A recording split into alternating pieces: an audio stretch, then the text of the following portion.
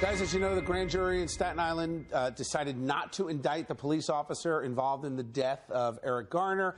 We've got team chaser coverage. Tara, you were in the thick of it last night at the protest at Rockefeller Center. But I want to start with you, Sabeel. I was in Staten Island when the grand jury decision came out, but there's a lot of misconception out there. Was the grand jury being unjust, or does the public and protesters not have all the facts? I spoke to prosecutor Robert Bianchi to get to the bottom of this. Yeah, I think that there's a number of confusions here about the difference between what happens when you go in a criminal proceeding in which the police officer is a defendant. He didn't need to testify. He had a Fifth Amendment right not to do that, and he did. And he said that what you see in the video is police being very aggressive, and he said that they should instead advocate for verbal judo. They should have warned Eric Garner, if you're going to keep resisting arrest, we are going to use force. You have to understand how police officers are trained in order to understand why they are responding and acting the way they do. The number one way that officers are killed are by the use of their own guns and trying to apprehend a person who is resisting arrest.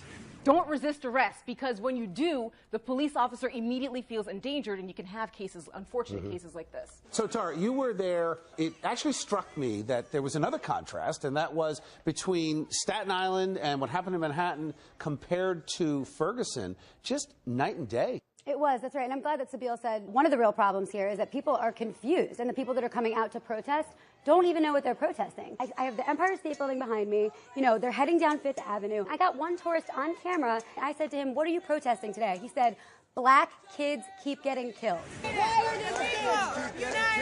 right. Black kids keep getting killed.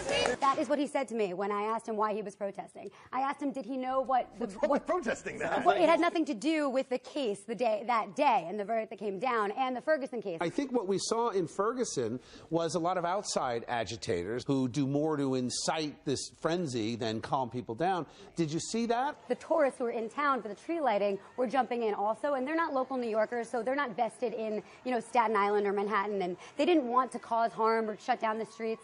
But that's what ended up happening, and I don't think they realized that you can't shut down Fifth Avenue. With all due respect, the hell with Fifth Avenue. And I'm sorry that people don't think that people have the right to protest. But what the hell do you expect them to do?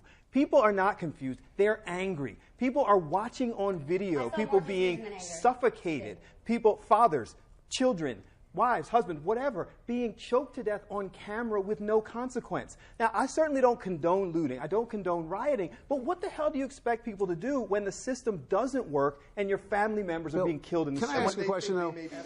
Serious question.